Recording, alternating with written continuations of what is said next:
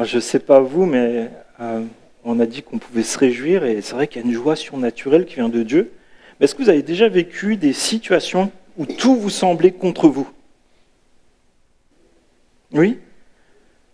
Vous êtes droit, vous avez agi avec intégrité, mais on vous accuse à tort, et on vous rejette, on vous isole, et pour couronner le tout, même Dieu semble silencieux. Ça vous est déjà arrivé? Ces moments où on se demande, mais Seigneur, pourquoi? Est-ce qu'un chrétien, est-ce qu'il peut être triste? Oui. Vous en faites pas, normalement ce n'est pas des questions pièges. Est-ce qu'un chrétien peut connaître une période de dépression? Oui. Mais qu'est-ce qu'on peut faire lorsque on se sent submergé par le malheur, par nos pensées qui nous tirent vers le bas, ou peut-être une période de dépression? Que peut-on faire aussi quand on est dans la tristesse et qu'on a des pensées qui viennent, qui s'agitent et qui nous tirent vers le bas, qui nous tirent vers des choses qui ne sont pas ce que Dieu désire pour nous? Rassurez-vous, si vous vivez ces temps ou si vous les avez vécus, si vous les avez jamais vécus, vous en faites pas, ça vous arrivera un jour. Mais c'est pour ça que dans la Bible, en fait, il y a des enseignements précieux pour nous préparer à cela. Souvent, en fait, c'est au moment où on vit des temps difficiles qu'on commence à se poser la question qu'est-ce que la Bible dit des difficultés? Et c'est très bien. Mais en fait, je crois qu'il y a un temps de préparation qui est là aussi dans la vie chrétienne et dans la vie d'Église pour aborder ces sujets-là. Et c'est aussi une des raisons pour lesquelles, en fait, à chaque fois pendant l'été, on fait une série sur les psaumes. Donc, on prend des psaumes. Donc, l'avantage des psaumes, ça révèle vraiment la vie intérieure d'un disciple de Jésus. Ça nous parle de nos joies, de nos malheurs, de nos attentes. Ça parle de tellement de choses, ça nous rejoint. Et aujourd'hui, ce matin, on va voir le psaume 43. La semaine dernière, on a vu le psaume 42, et vous allez voir les deux, dans certains manuscrits, en fait, les deux sont même liés ensemble. Donc, voilà, il y a vraiment une continuité. Et ce que j'ai envie de te dire ce matin, s'il y a une chose à retenir, c'est Dieu est présent même dans tes malheurs. Dieu est présent même dans tes malheurs. Et tu peux demander à Dieu la justice. Tu peux demander à Dieu de te conduire. Et tu peux proclamer le salut de Dieu sur ta vie, sur tes pensées et ce qui t'environne. Et c'est ce qu'on va voir ensemble. Et je vous invite à pouvoir lire ensemble le psaume 43. Ça va s'afficher, mais ça a l'air un peu petit. Si jamais il y a besoin, n'hésitez pas à lever la main. L'équipe d'accueil pourra aussi vous prêter une Bible. Et si vous n'en avez pas, vous en offrir une.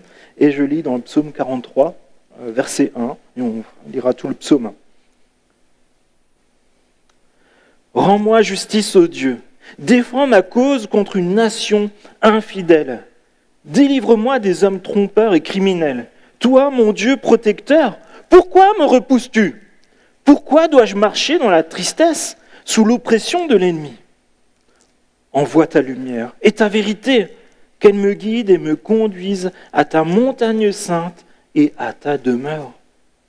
J'irai vers l'autel de l'Éternel, vers Dieu, ma joie et mon allégresse. Et je te célébrerai sur la harpe, ô Dieu, mon Dieu. Pourquoi être abattu, mon âme? Et pourquoi gémir en moi? Espère en Dieu, car je le louerai encore. Il est mon salut et mon Dieu. Amen. Et oui, on peut demander à Dieu sa justice.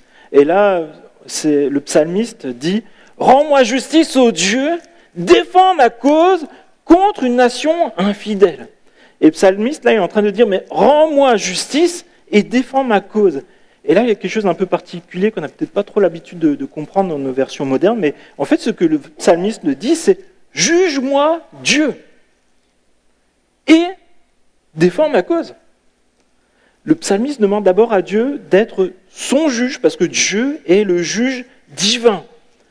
Mais il est aussi l'avocat qui est là pour nous défendre.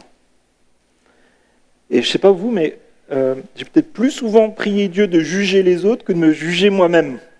Je ne sais pas vous, mais à chaque fois qu'on dit à Dieu, mais juge mes pensées, juge ma façon de faire, montre-moi ton chemin, je pense qu'il y a une bénédiction derrière. Et souvent, ça nous permet de nous décentrer sur nous pour regarder à ce que Dieu dit de moi, ce que Dieu dit de mes pensées, ce que Dieu dit de mes actions. Et c'est infaillible. Dieu est parfaitement juste. Mais Dieu fait aussi parfaitement grâce parce qu'il nous aime et il veut nous restaurer. Et ça implique finalement de reconnaître nos fautes, de demander pardon à Dieu, peut-être aussi à des personnes, mais aussi de changer de direction de manière concrète et pérenne. Je ne sais pas vous, mais les fois on dit « Bon Seigneur, pardonne-moi », mais en fait, 8 minutes après on fait les mêmes erreurs, ou la semaine d'après on fait les mêmes bêtises. C'est pas vraiment de la repentance, c'est peut-être la culpabilité des conséquences de nos mauvaises actions, parce qu'en fait il y a des conséquences qui sont souvent mauvaises, mais en fait c'est pas une attitude qui honore Dieu. Et effectivement on peut prendre des bons engagements et chuter, et on se relève, et on va de l'avant, et on demande à Dieu de nous soutenir. Il faut persévérer contre le péché, pour vraiment vivre ce temps où Dieu sonde nos pensées, nos actions, nos œuvres, parce qu'un jour, Dieu jugera chaque homme, chaque femme. Et il vaut mieux être sur ce chemin où Dieu, chaque jour, finalement, il nous montre comment est-ce qu'on peut l'honorer, comment on peut vivre comme lui désire que nous vivions. Et finalement, on a tous ce choix dans notre quotidien de persévérer soit dans la rébellion en disant en fait, moi je suis mon propre Dieu, et puis je décide ce que je veux faire, et si je veux vivre dans le péché, je le fais.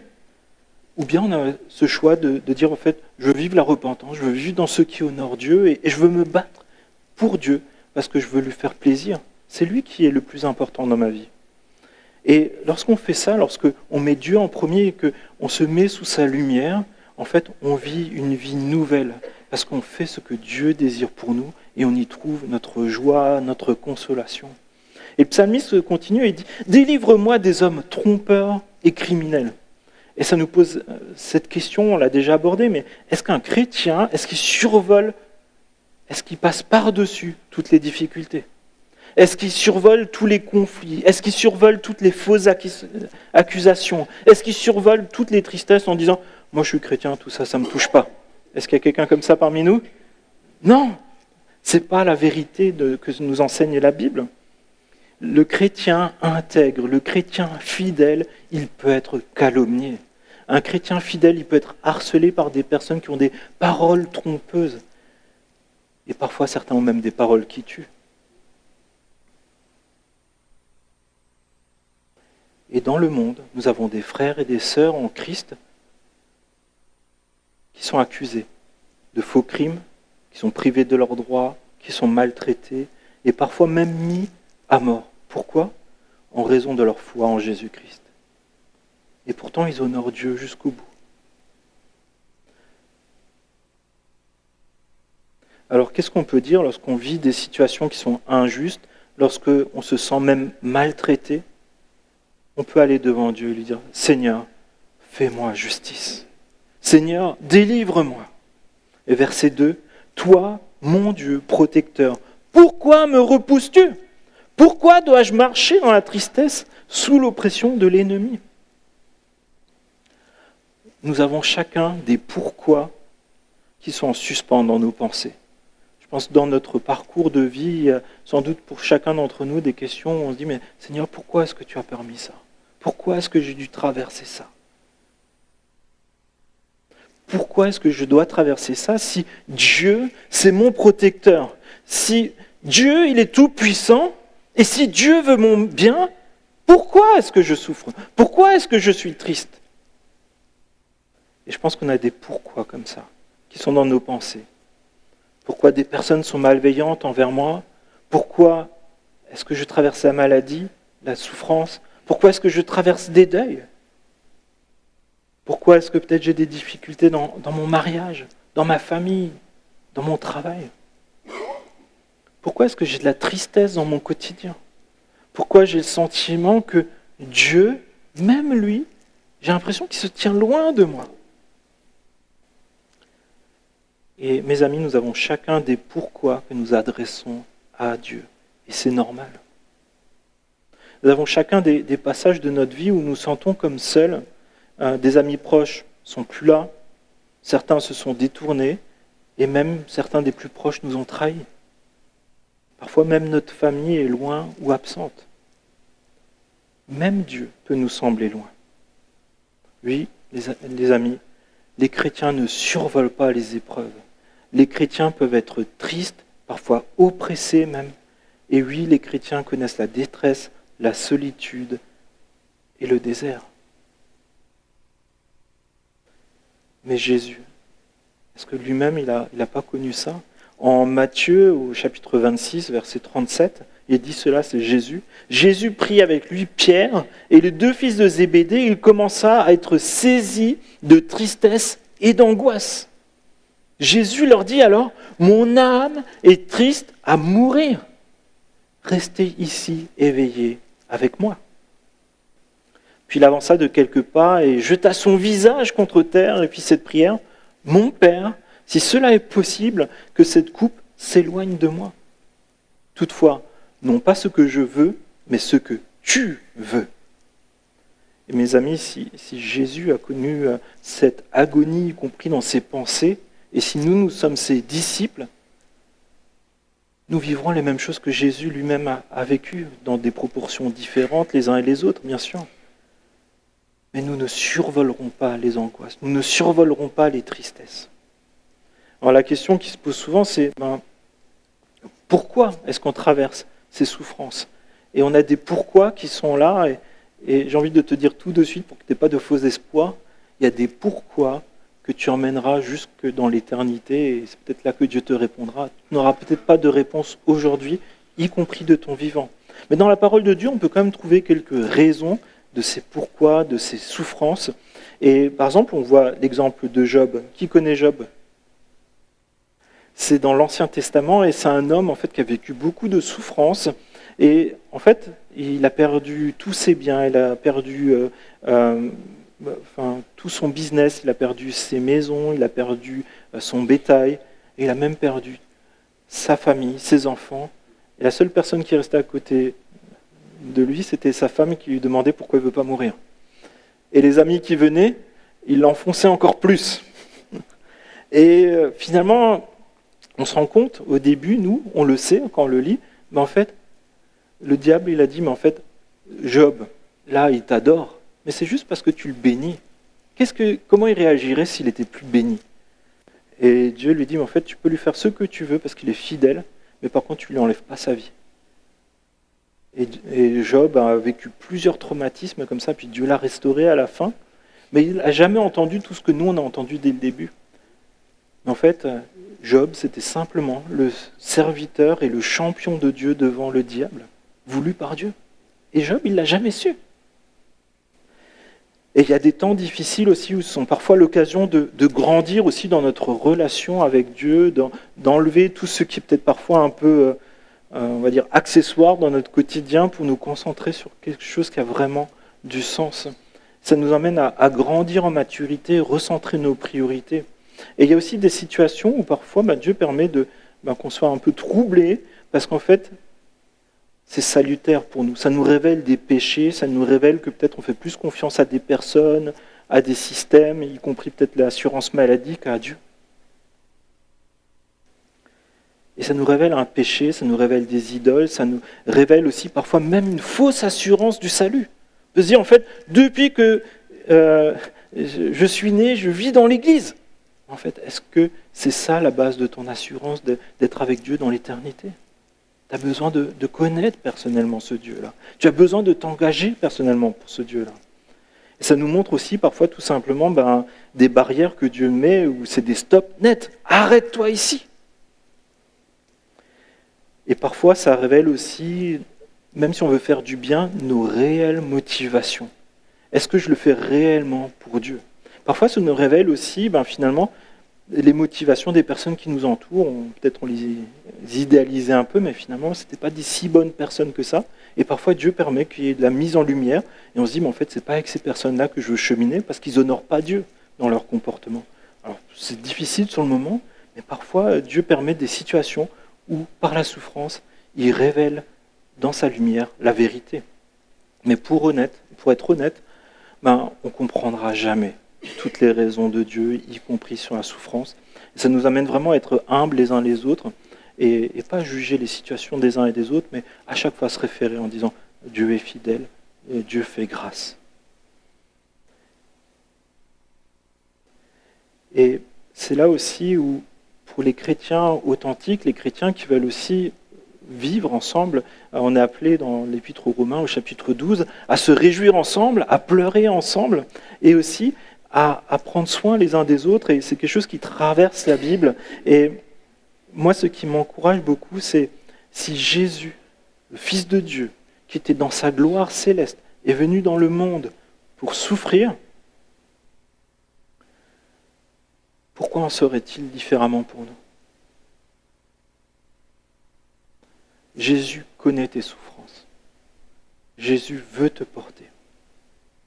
Et on a besoin aussi de toute une église pour cela. Et en 1 Pierre, au chapitre 4, verset 13, il est dit cela. « Réjouissez-vous, au contraire, de la part que vous avez aux souffrances de Christ, afin d'être aussi dans la joie et dans l'allégresse lors de la révélation de sa gloire. Si vous êtes insultés pour le nom de Christ, vous êtes heureux, parce que l'Esprit de gloire, l'Esprit de Dieu, repose sur vous. » C'est des paroles difficiles, mais c'est des paroles dont on a besoin lorsqu'on ne peut pas trouver des solutions par nous-mêmes. Lorsqu'on ne trouve pas des pourquoi, on peut simplement se référer à l'exemple de Jésus lui-même. Et après, il est question finalement de demander la conduite de Dieu dans ces situations, pas seulement dans les situations difficiles, mais dans notre quotidien. Et lorsqu'on souffre, souvent on est dans l'incompréhension. Nous sommes parfois tellement accablés même dans nos pensées que nous n'entendons plus cette voix intérieure qui nous ramène à Dieu. Et parfois, la voix qu'on entend, c'est plutôt des paroles de destruction, des pensées qui nous contaminent et qui nous tirent vers le bas et qui nous accablent. Et ces paroles, parfois, nous font croire que nous sommes nuls, sans valeur, seuls sans Dieu, qu'il n'y a aucun espoir devant nous et qu'il ne reste aucune issue devant nous, à part d'abandonner et parfois même la mort. Et lorsque cette voix, elle résonne dans nos pensées, qui nous tire vers le bas, dans la dépression, nous avons besoin de nous prêcher la parole de Dieu à nous-mêmes, de proclamer les vérités bibliques. Dieu est fidèle, Dieu est présent, Dieu est puissant, Dieu est ta forteresse, Dieu est la lumière, la vérité et ton guide. On n'a pas à proclamer que tout va bien, on peut proclamer qui est Dieu, un Dieu qui est tout-puissant. Verset 3, « Envoie ta lumière et ta vérité, qu'elle me guide et me conduise à ta maison sainte, à ta demeure. J'irai vers l'autel de Dieu, vers Dieu, ma joie et mon allégresse. Je te célébrerai sur la harpe, ô Dieu, mon Dieu. » Et là, le psalmiste nous partage son cœur, ses pensées, ses luttes. Mais qu'est-ce qu'il demande surtout ? Il demande qu'il y ait la lumière et la vérité. Lorsque on est accablé dans nos pensées, nous avons besoin de la vérité de Dieu. Nous avons besoin d'avoir la lumière de Dieu qui nous révèle qui est Dieu et la réalité de ce qu'il y a autour de nous. Et parfois, il y a des personnes qui ont vraiment connu des expériences horribles, y compris des abus. Et maintenant, ces personnes sont délivrées des personnes abusives, elles sont délivrées de certaines situations d'abus, de maltraitance, de harcèlement, ou peut-être certaines personnes étaient malades et ça a vraiment affecté leurs pensées aussi. Et aujourd'hui, elles sont plus malades, elles ne vivent plus cette situation d'abus. Toutefois, elles restent quand même comme esclaves de ces pensées qui continuent de les faire souffrir. Et il y a des traumatismes qui mettent du temps à guérir et peut-être pendant toute notre vie, on aura à lutter contre des pensées qui sont liées à ces traumatismes.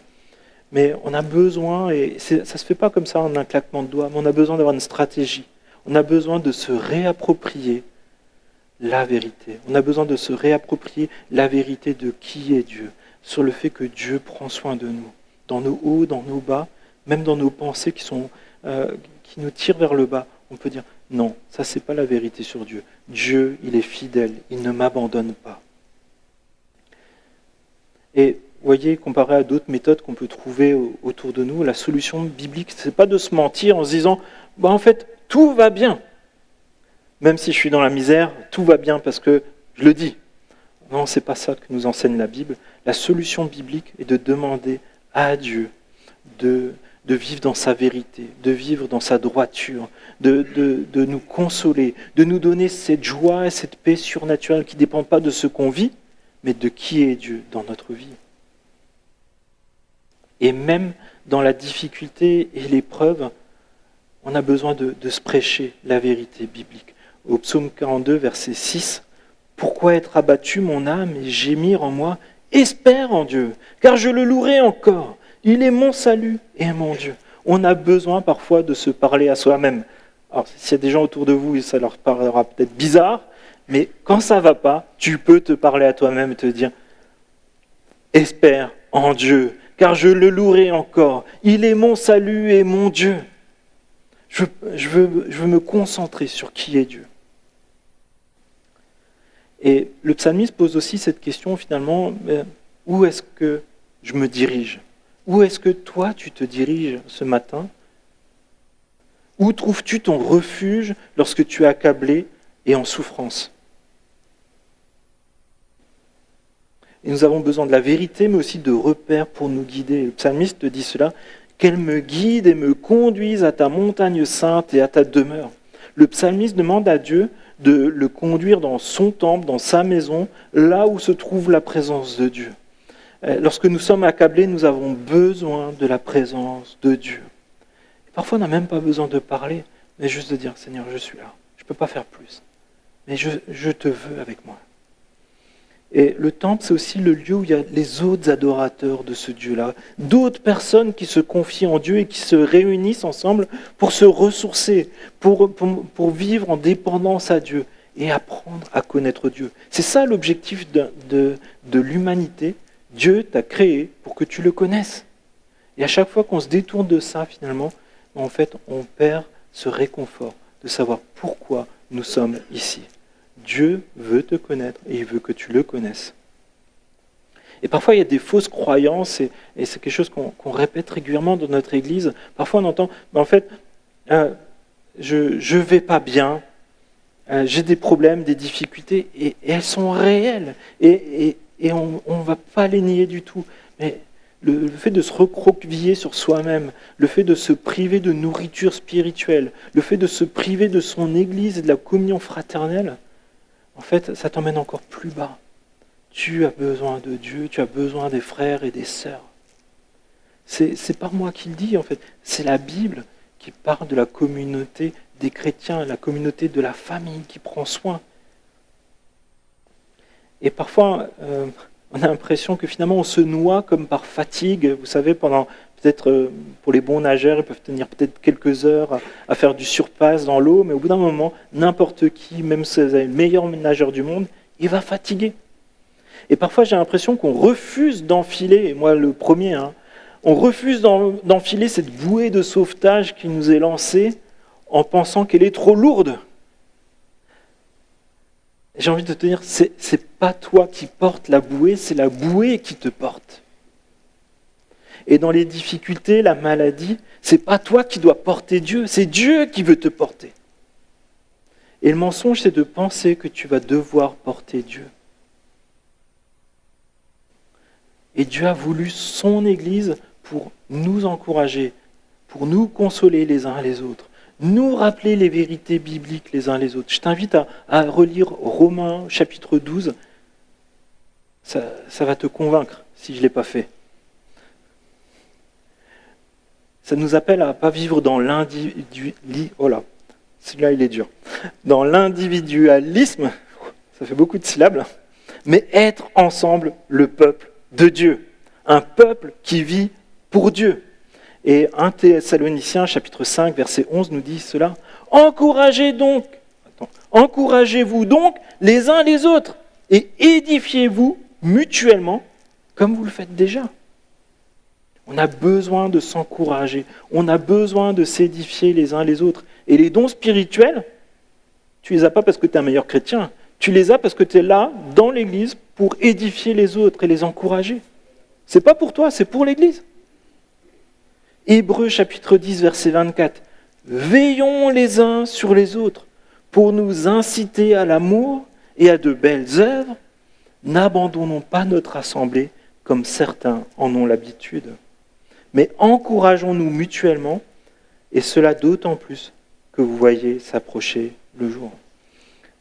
Ce verset-là, dans Hébreu, il est particulier parce qu'en fait, l'auteur de la lettre aux Hébreux en fait, parle à des chrétiens d'origine juive qui sont persécutés en raison de leur foi. Et une des solutions que certains ont adoptées, en fait, c'est finalement de se retirer de la communauté des croyants. Ce n'est pas une question de l'une ou l'autre église, hein.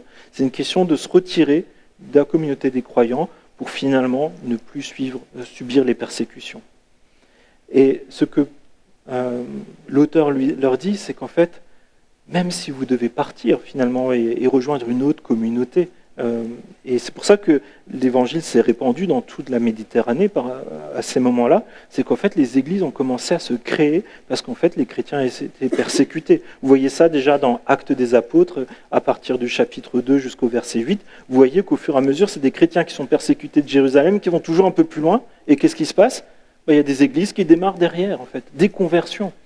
Mais en fait, c'est la question de ne pas se recroqueviller sur soi-même, mais en fait de chercher à vivre l'évangile ensemble et prendre soin les uns des autres. Alors, il ne faut pas être utopiste en pensant que, comme c'est l'Église, tout le monde est gentil, tout le monde est parfait, et tout le monde a une juste compréhension doctrinale de ce qu'enseigne la Bible.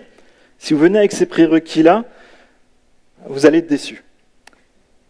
Mais le plus grand piège, c'est de sous-estimer que contre toute attente, le projet de Dieu, le projet de salut de Dieu, il se passe dans son Église. Le projet de maturité spirituelle pour toi, il se passe dans son Église. Et ça passe par l'intégration à une vie d'Église locale. YouTube, c'est bien, mais ce n'est pas l'Église locale.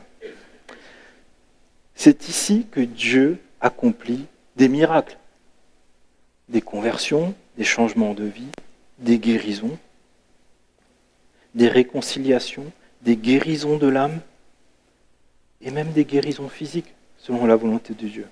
Ne sous-estime pas la puissance de la présence de Dieu qui se manifeste lorsque tu te réunis avec les frères et sœurs, la famille de Dieu. Ça paraît tout simple comme ça, mais il se passe quelque chose qui est puissant et qui dépasse notre compréhension. Verset 4, « J'irai vers l'autel de Dieu, vers Dieu, ma joie et mon allégresse, et je te célébrerai sur la harpe, ô Dieu, mon Dieu. » Et là, j'ai pensé tout de suite à deux personnes qui se trouvent dans le livre des Actes des Apôtres. Vous pensez à qui ? Paul et Silas. Et ils sont où ? Ils sont en prison, emprisonnés à Philippe, et ils ne sont pas juste en prison. Avant ça, il fallait les accueillir quand même. Donc d'abord, ils ont été battus. Et après, ils ont été mis en prison. Et les deux étaient citoyens romains. Et c'était un délit de battre, de frapper un citoyen romain. Et en plus de l'emprisonner, c'était pas du tout envisageable, sans jugement. Et pourtant, on retrouve Paul et Silas qui se retrouvent dans un cachot. C'était injuste. Ça n'aurait jamais dû se produire. Et qu'est-ce que font Paul et Silas ? Ils se plaignent. Ils font une story Instagram pour le montrer à tout le monde. Si tu ne sais pas qu'est-ce que c'est Instagram, demande à ton petit-fils. Et puis ils hurlent dans la prison. C'est injuste. C'est pas normal.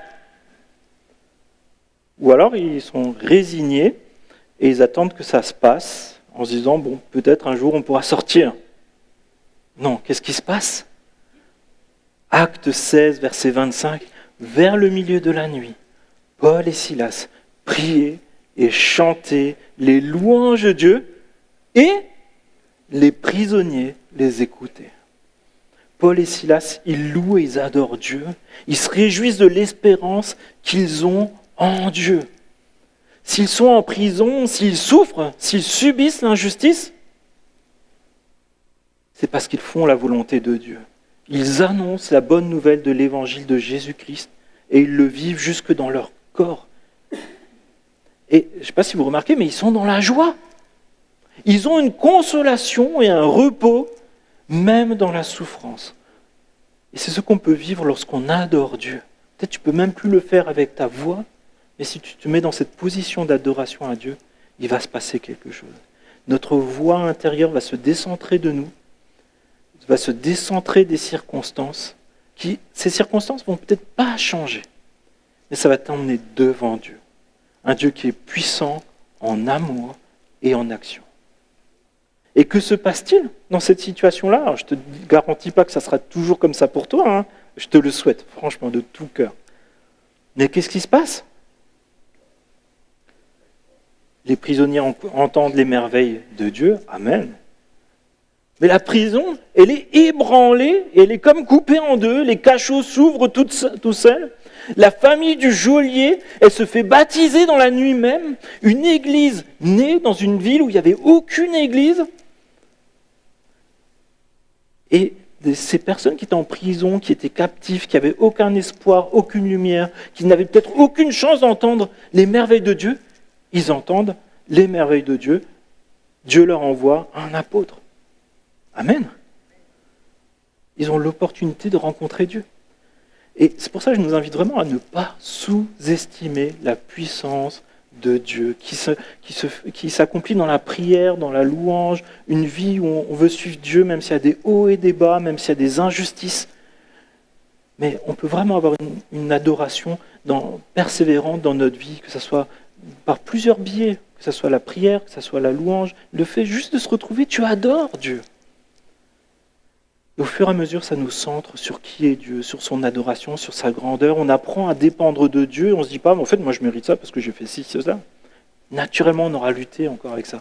Mais au fur et à mesure, on va dire, Seigneur, merci. Je ne le mérite pas, mais tu me le donnes.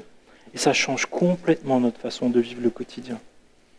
Est-ce que tu crois en la puissance de la prière et de l'adoration? Amen. Comment est-ce que ça se concrétise dans ton calendrier? Si tu ouvres ton calendrier, où est-ce que tu vois l'adoration, la prière et la communion fraternelle? C'est une question qui se pose à chacun d'entre nous. Hein. Comment ça se concrétise? Si j'y crois et que je ne le fais pas. On veut des choses, mais est-ce qu'on veut les recevoir? Je vous invite vraiment, et moi le premier, à saisir qu'en fait Dieu veut faire quelque chose de grand et de formidable dans notre vie. Le connaître lui, le servir lui. Et c'est ressorti dans beaucoup de prières. Dieu a un peuple nombreux ici, à Varennes, à Montreux, dans le sud de la Seine-et-Marne, aux portes de Lyon et du Loiret. Si tu es là, c'est que Dieu veut se servir de toi dans ce secteur-là. Est-ce qu'on est dispo? Est-ce qu'on est dispo dans la prière? Est-ce qu'on est dispo dans l'action? Je continue, verset 5. On souhaiterait tous connaître des miracles. Hein. On souhaiterait tous être témoins de choses grandioses, comme cette prison qui est ébranlée. Mais parfois, c'est difficile de s'y motiver.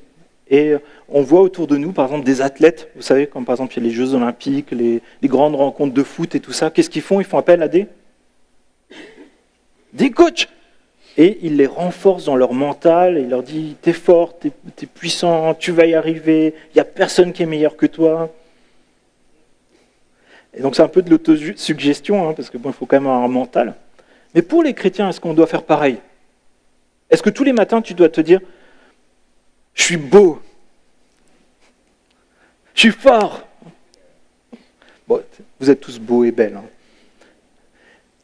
Mais non, je veux faire confiance, pas en moi seul, je veux surtout faire confiance en Dieu.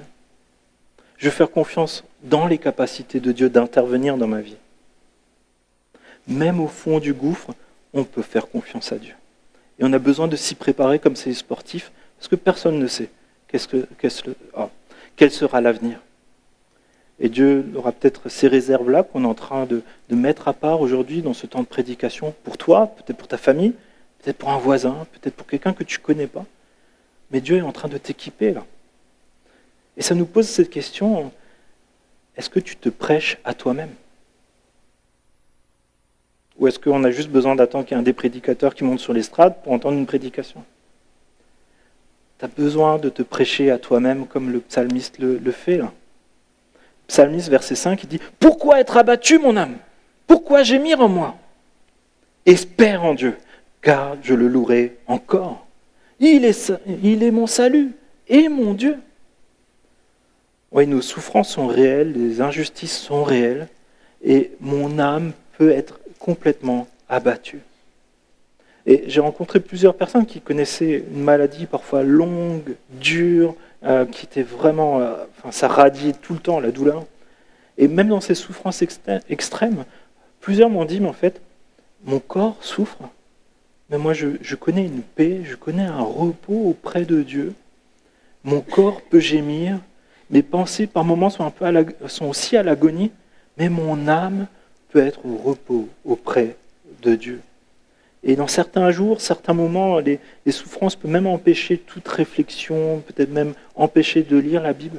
Mais j'ai envie de te dire, tout ce que tu auras entendu, tout ce que tu auras chanté, c'est ça qui va te porter, même si tu ne peux pas t'en souvenir à ces moments-là. Je le dis souvent, c'est les personnes âgées qui, au bout d'un moment, perdent les souvenirs, ne savent plus forcément qui est qui dans la famille, qui vient, ainsi de suite. Vous les retrouvez souvent en train de chanter les hymnes et les cantiques qu'ils ont chantés toute leur vie. Parce que ça, c'est resté. Et je pense que Dieu veut nous préparer, alors je ne nous souhaite pas du mal, mais il veut nous préparer à aborder les différentes situations de nos vies, aussi à nous édifier les uns les autres. Comment on peut édifier quelqu'un si nous-mêmes, en fait, on n'arrive pas à se prêcher nous-mêmes, en fait? Et en plus, se prêcher des trucs justes. C'est pour ça que c'est important de lire la Bible, de vivre des temps comme on les propose dans l'Église. Ce n'est pas dans toutes les églises qu'on propose ces choses-là, parce que nous, on souhaite que chaque disciple de Jésus-Christ qui fréquente cette église puisse être en mesure de comprendre la parole de Dieu. On n'a pas besoin d'être des grands théologiens, mais on a besoin de pouvoir les comprendre ensemble, et on veut s'assister les uns les autres pour cela. Et ce matin, j'ai envie de te dire, prêche-toi à toi-même. Espère en Dieu, car tu le loueras encore. Il est ton salut, et il est ton Dieu. Et je vais peut-être vous encourager, parce que parfois on se dit, bon, c'était encourageant, effectivement, il faudrait faire ça, mais c'est difficile. Et j'ai juste envie de vous partager l'expérience de vie de quelqu'un, et je vous rassure, on ne sera pas tous appelés à vivre les mêmes choses que cette personne-là. Mais je pense que parfois de prendre un peu du recul et de se décentrer, de dire, en fait, Dieu, il fait des miracles. Il fait des choses qui dépassent complètement toute notre compréhension. Et je pense que là, ce récit de vie, ça nous remet un peu en question. Tu peux afficher la photo si tu veux bien. Est-ce que vous connaissez cette dame? Ah, quelqu'un connaît son nom?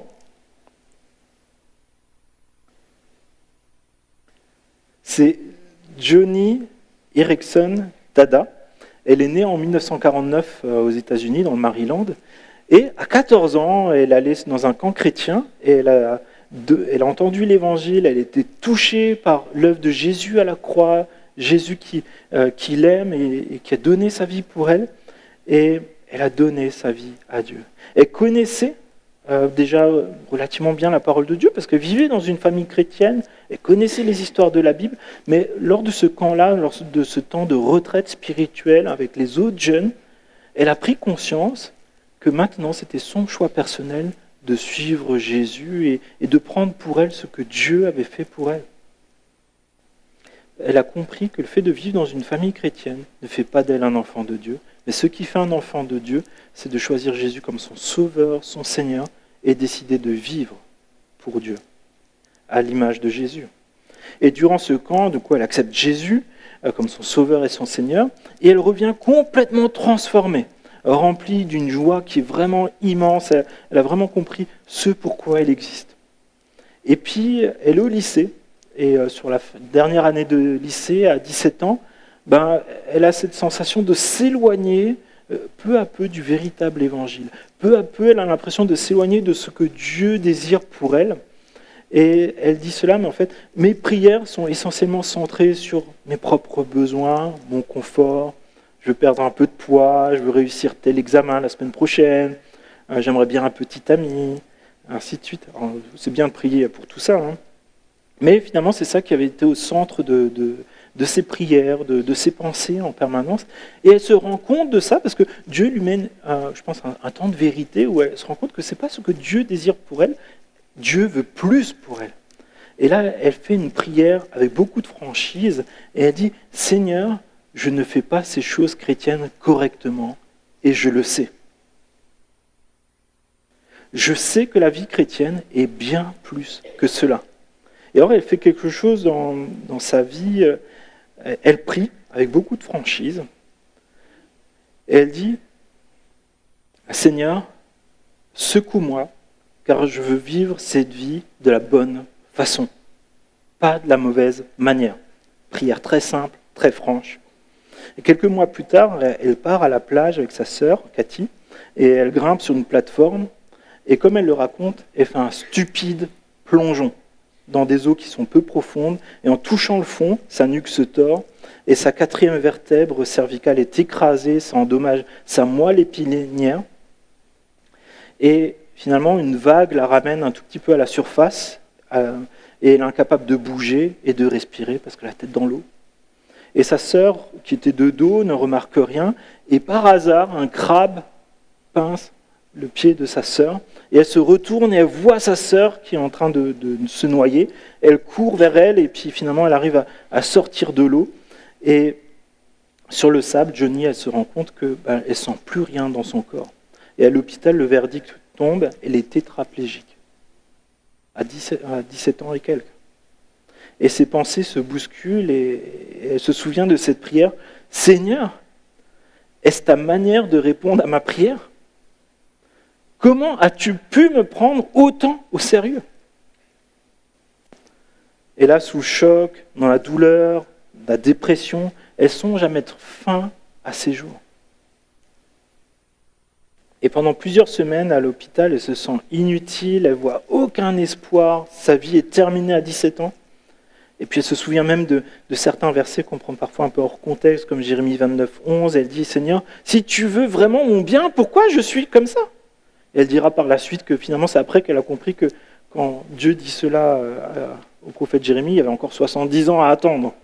Donc, mais il y a des chrétiens qui viennent, des membres de son église, ils viennent, ils lui lisent la Bible, ils prient avec elle et pour elle, et surtout ils manifestent de l'amour de manière très concrète. Il lui mouche le nez, il lui brosse les dents, et il la traite comme une personne à part entière. Il y a même un jeune homme qui l'encourage, et il l'encourage et dit « mais effectivement c'est difficile, mais essaye de remercier Dieu dans ces circonstances. » Et au début, elle trouve ça mais complètement absurde. J'aurais pas voulu être à la place du gars, je pense qu'elle a dû le remballer. Mais elle commence par de petites choses. La nourriture qui est juste à la bonne température, juste bien assaisonnée. L'absence d'une infirmière qui est désagréable. Heureusement que chez nous, ça n'existe pas. Au bout de quelques semaines, elle se surprend à sourire, puis à remercier Dieu pour son fauteuil roulant qui lui permet de ne pas être tout le temps allongée toute la journée. Et à un moment, il y a une sorte de déclic. Elle comprend que la reconnaissance ouvre la porte de la joie et de la paix et l'emmène dans un autre monde où ce n'est pas juste ses pensées qui vont l'accabler. Parce qu'elle commence à amener ses pensées sur la personne de Dieu. Et c'est là qu'elle fait une nouvelle prière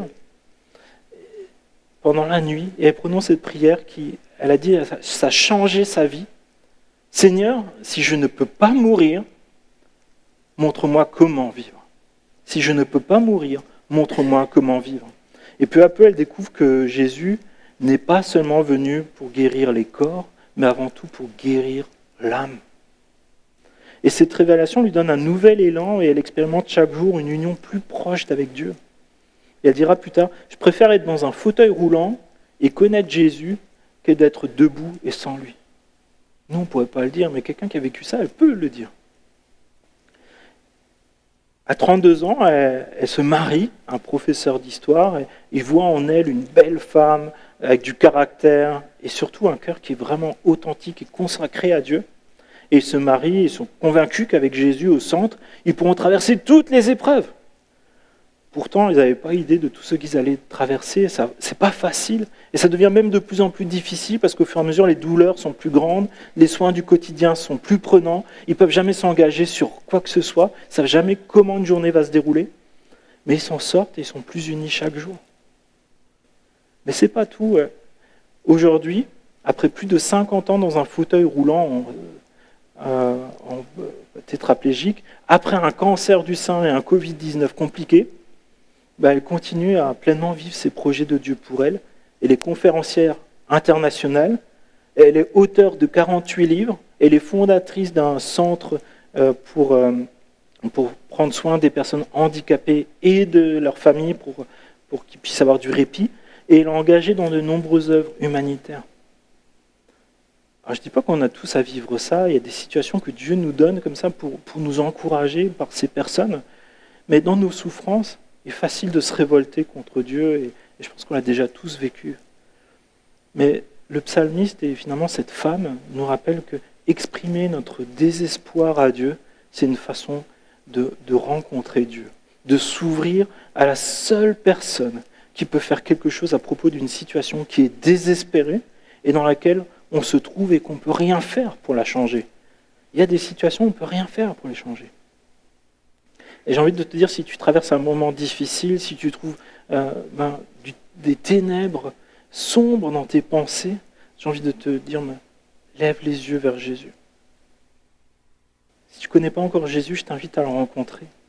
Lui confier ton désespoir, et parce que lui seul peut faire quelque chose pour toi. Il ne va peut-être pas changer les circonstances, mais il peut te donner une joie, une paix surnaturelle, un espoir jusque pour l'éternité. Personne d'autre ici pourra faire ça pour toi. Dans notre vie, on ne voit pas tout ce qui va se dérouler du début à la fin. On ne connaîtra pas les raisons de nos malheurs, mais on peut oser faire des prières qui peuvent changer toute une vie. Est-ce que vous avez déjà fait ces prières-là qui changent toute une vie ? Qui changent notre façon de considérer notre vie quotidienne, ce qui est important ou pas ? Et je vous invite à vous associer à moi pour cette prière. Je ne sais pas les uns et les autres où en est chacun avec Dieu. Peut-être certains connaissent des temps difficiles, d'autres n'ont peut-être pas encore pris cette décision finalement de dire je veux te connaître Dieu, je vais te porter par toi. Je comprends que cette bouée, elle n'est pas là pour me couler, mais elle est là pour me porter. Et je nous invite à faire cette prière. Alors elle est dangereuse parce que Dieu nous prend au sérieux quand on prie. Seigneur, secoue mes mauvaises conceptions de la vie.